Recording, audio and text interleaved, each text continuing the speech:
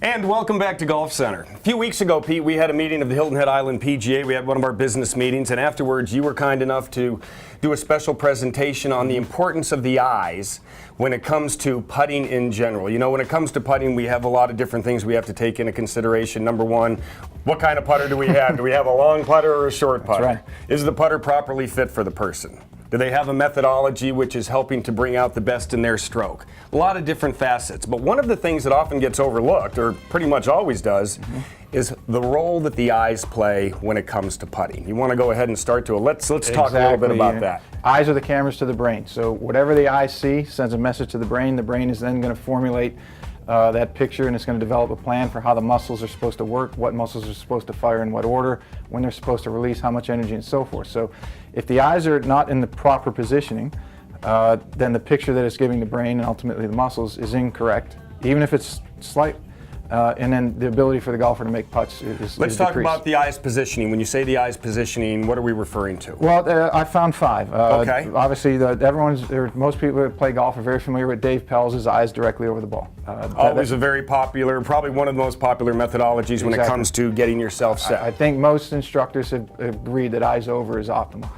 Second was your eye dominance. So whether you're right eye, left eye, right-handed, left-handed, lead eye dominant, rear eye dominant, however you want to call it, eye dominance plays a significant role. Third one is where you're looking at the golf ball. So if you're looking at the middle of the ball during your setup, you're looking at the back of the ball during your top of your stroke, and then another spot during impact.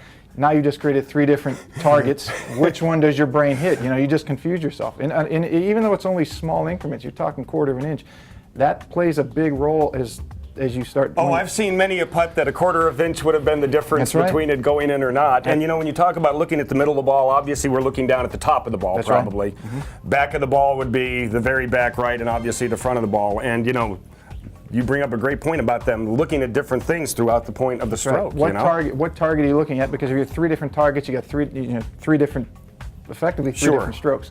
The fourth one is tropia.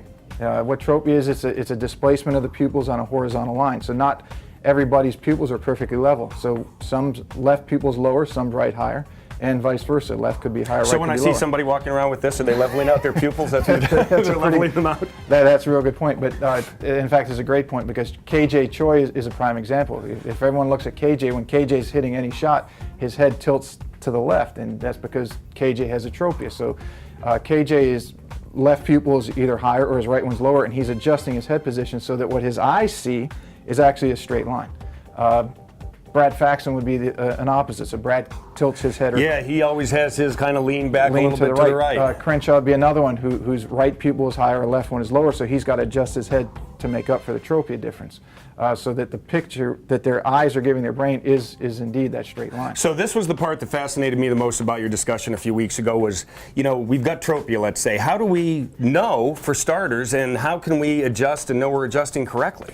Most people will self-adjust. It's kind of like how fast do you walk. It's more or less an innate thing. It's kind of built in. What I see is when people run into problems is when they try to keep their head perfectly vertical.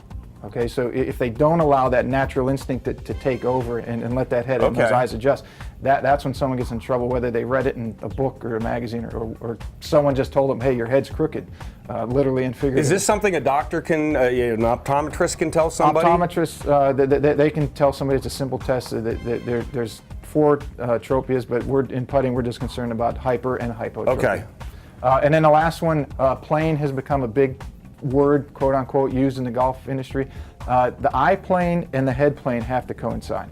So typically what happens is if somebody leans over just a little bit in their putting stroke, their eyes are forced to look down as their head position is forced to look out. So in other words, my head might be looking out this way, but my eyes have to look down as opposed to me adjusting my head so that I'm down. I might be up like this kind of looking down, and that's something we kind of want to avoid, right? Yeah, exactly. So what happens when your head is up and your eyes are down, as your head turns and swivels to the hole, your brain's idea of the placement of the hole is actually distorted. Got it. Okay, so your brain, since you were able to stand on 2 feet and could walk, you've developed something called spatial awareness, and what that is where your body is in relationship to a target. So if you're head plane position is, let's say, 6 inches to the right of the hole, but your eye plane position is to the hole. When you look up at the hole, they're distorted. Got it. So you run into trouble. So these are some of the things you might not have realized that happen, and the importance of the eyes when you're putting, and it's a good thing to check out. He's a specialist on putting, good person to go see.